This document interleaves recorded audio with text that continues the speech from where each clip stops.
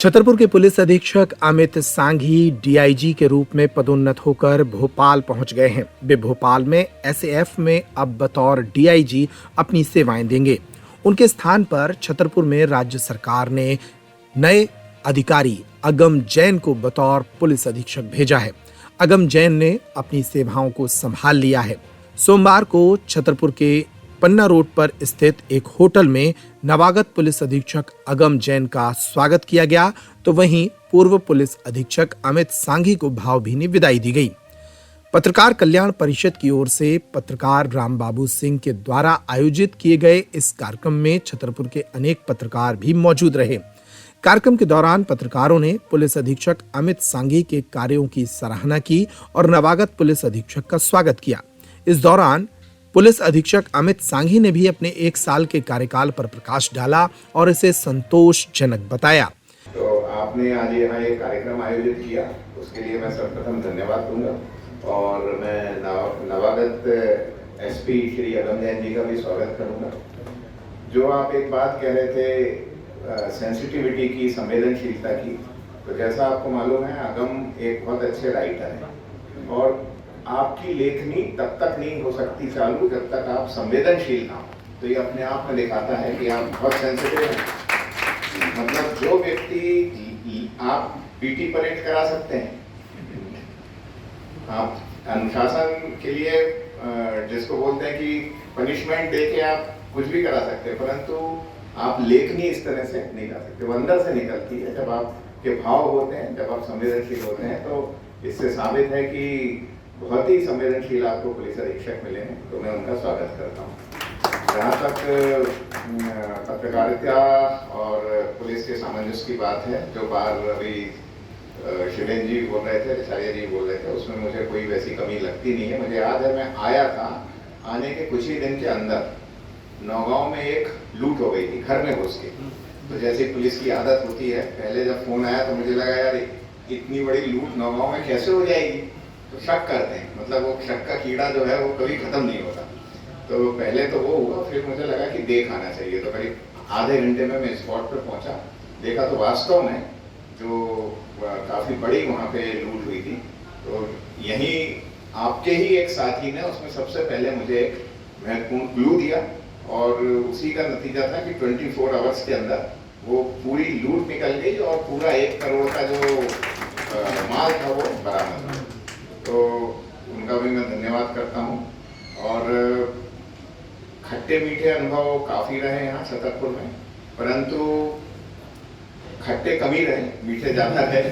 जरूर अंकुर ने एक बात बोली, वो भी सही है कि दिसंबर के बाद से जो मूड हो जाता है ना कि बस अब कल जाना है, परसों जाना है, तो वो एक मूड बन गया था। तो हो सकता है उसका हल्का फुल्का रिफ्लेक्शन जनवरी फरवरी में आया हो, पर घटनाएं हुई थी वो सब ट्रेस हो गई और उसमें कुछ काम बाकी है। तो वो मैंने कल ब्रीफ किया है काफ़ी देर कि कौन से हमारे इम्पोर्टेंट क्राइम्स हैं जिसको हमें फोकस करना है। मुझे याद है जब मैं आया था जिले में करीब 5 या 6 लोगों की लिस्ट बनी थी जो कि 20,000 के रिवार्डी थे। तो उसमें से 4 हमने पकड़ लिए, 2 रह गए थे। तो वो 2 जो हैं अगम के लिए छोड़ दिए। नवागत पुलिस अधीक्षक अगम जैन ने भी कहा कि वे भी छतरपुर को अपना परिवार मानकर यहाँ की कानून व्यवस्था और सुरक्षा को प्राथमिकता देंगे। उन्होंने कहा कि छतरपुर में नशे के कारोबार पर भी कड़ा एक्शन लिया जाएगा। अमित सांघी ने अपने 1 साल के कार्यकाल की यादों को ताजा किया। इस मौके पर पत्रकारों की ओर से पत्रकारों ने उनके कार्यकाल को खूब सराहा। कार्यक्रम के दौरान मंच पर पुलिस अधीक्षक अगम Jain, DIG Amit Sanghi, additional SP Vikram Singh सहित वरिष्ठ पत्रकार अजय दोसाज, हरिप्रकाश अग्रवाल, सुरेंद्र अग्रवाल, रविंद्र अर्जरिया मौजूद रहे। कार्यक्रम में पत्रकार अंकुर यादव, जितेंद्र रिछारिया, अभिषेक सिंह सहित अनेक लोगों ने अपने भाव व्यक्त किए। कार्यक्रम का संचालन शिवेंद्र शुक्ला ने किया। मुझे ग्वालियर जाने का अवसर मिला। हमारे एक साथी को बालाघाट मिला था और जब हमारे सीनियर अधिकारी थे तो उन्होंने उनको स्पेशली बोला कि तुम बालाघाट जा रहे हो, बहुत मज़ा आएगा क्योंकि वहाँ पर अमित सांघी साहब हैं, वो तुम्हें बहुत अच्छा ट्रेन करेंगे।